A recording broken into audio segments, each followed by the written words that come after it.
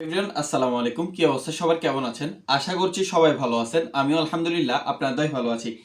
আপনারা যারা বাংলাদেশ থেকে নতুন সাইপ্রাসে আসার কথা ভাবতেছেন অথবা যারা নর্দার্ন সাইপ্রাসে অবস্থারত আছেন, বিশেষ করে যারা নতুন আসতে চাইতেছেন তাদের জন্য আজকে আমি 7টা বিষয় নিয়ে কথা বলবো। অর্থাৎ আপনারা যদি প্রথমে সাইপ্রাসে আসতে চান তাহলে অবশ্যই এই 7টি বিষয় আপনারা নিশ্চিত করবেন। অবশ্যই এই 7টি বিষয় নিয়ে আপনারা গুরুত্ব দিবেন, সেই বিষয়ে আজকে কথা বলবো। আশা করছি পুরো ভিডিওটা দেখবেন। ভিডিওটা খুবই ইন্টারেস্টিং এবং খুবই গুরুত্বপূর্ণ হতে যাচ্ছে। যদি ভিডিওটা ভালো লাগে অবশ্যই লাইক কমেন্ট করে দিবেন। আর যারা এখনো আমাদের আনসিন সাইপ্রাস ইউটিউব চ্যানেলটিকে সাবস্ক্রাইব করার নাই, অবশ্যই নর্দার্ন সাইপ্রাসের সমসাময়িক সকল বিষয় জানার জন্য আমাদের চ্যানেলটিকে সাবস্ক্রাইব করে আমাদের পাশে থাকবেন। ধন্যবাদ সবাইকে। চলেন মূল আলোচনায় যাওয়া যাক।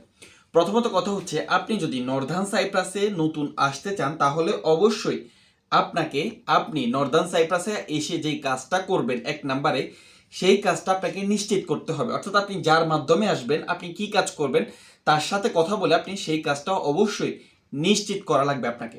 দালাল যদি আপনাকে বলে যে আসেন যে কোনো একটা কাজের ব্যবস্থা করে দিব, অবশ্যই এই কাজে এই কথা আপনি বিশ্বাস করবেন না। প্রথমত আপনি আপনার কাজটা নিশ্চিত করতে হবে।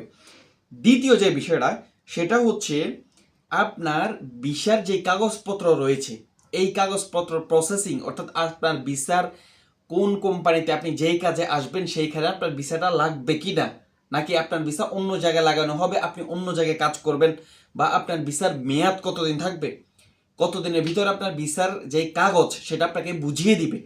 এটা আপনি দালালের সাথে কথা বলে এটা কনফার্ম করবেন যে আপনার যে ভিসার যে কাগজপত্র রয়েছে এগুলা কতদিনের মধ্যে আপনাকে দিবে বা কতদিনের মধ্যে আপনার হাতে এগুলা বুঝিয়ে দিবে। 2 নম্বর হচ্ছে এটা খেয়াল রাখবেন। 3 নম্বরে যেটা সেটা হচ্ছে, আপনি প্রথম মাসে যদি আসেন তাহলে তো আপনি প্রথম মাস কাজ করার পরে স্যালারি পাবেন। যে 1 মাস আপনি এখানে থাকবেন বা খাবেন ওটার খরচ কে বহন করবে?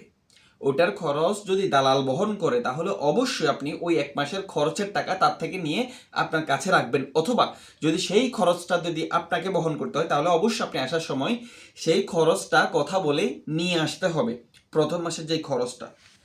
4 নম্বরে যেটা আমি বলতে চাই সেটা হচ্ছে, আপনি প্রথমে এসে যদি আপনাকে একটা বাসায় উঠাই দেয়, আপনি ওই বাসার যাচাই বাছাই না করে ওই বাসাটা কি কোনো ক্রাইম হয় কি না, বা আদৌ ওই বাসাতে যারা থাকে তারা কি অবৈধ অধিবাসী কিনা, বা তারা কি নির্দিষ্ট কোম্পানিতে কাজ করে কিনা, নাকি ওখানে চুরি করে ডাকাতি করে, এই সমস্ত তথ্যগুলো জেনে তারপর আপনারা ওই বাসায় উঠবেন। হুটহাট করে কোনো বাসার কোনো তথ্য বা কোনো তাদের কোনো ব্যাকগ্রাউন্ড না জেনে ওই বাসায় আপনি উঠে যাবেন না, এটাও একটা খেয়াল রাখবেন। এটা হচ্ছে 4 নাম্বার।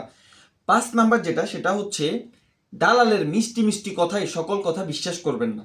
দালাল আপনাকে অনেক কথা বলবে, সুতরাং দালালের সকল কথা আপনি অন্ধের মতো বিশ্বাস করবেন না। আপনি তার কিছু কিছু কথা এড়িয়ে চলতে হবে। 6 নাম্বার যেটা সেটা হচ্ছে, আপনারা অবশ্যই যেহেতু তুর্কি সাইপ্রাসে আসতেছেন তুর্কি ভাষাটা একটু একটু শেখার চেষ্টা করবেন। যদিও পুরোপুরি না হারেন তবে টুকটাক যে সমস্ত জিনিসগুলো চলার জন্য প্রয়োজন হয় সেগুলি অবশ্যই আপনাকে শেখার চেষ্টা থাকতে হবে। অনেকে আছে যে শেখার চেষ্টা থাকে না, বা ভাষা শিখে আমি কি করব, এটা কিন্তু ভুল। আপনি যদি তুর্কি সাইপ্রাসে কাজের উদ্দেশ্যে আসেন তাহলে অবশ্যই আপনাকে টুকটাক যে সমস্ত তুর্কির চলার মতো যে সমস্ত ভাষাগুলো আছে এগুলি অবশ্যই আপনাকে জানা প্রয়োজন বা শিখার চেষ্টা থাকা। 7 নাম্বার যেটা গুরুত্বপূর্ণ সেটা হচ্ছে, আপনি যে এলাকায় যাবেন সেখানকার স্থানীয় যে আইন, ট্রাফিক যে নিয়ম বা ওইখানকার যেই নিয়ম নীতি এটার ধারণা অবশ্যই আপনাকে থাকতে হবে। আমরা সচরাচর দেখি যে এই সমস্ত নিয়ম কানুন বা ট্রাফিক আইন বা বিভিন্ন ওইখানকার ওই এলাকার ওই মহল্লার নিয়ম কানুন আমাদের জানা থাকে না।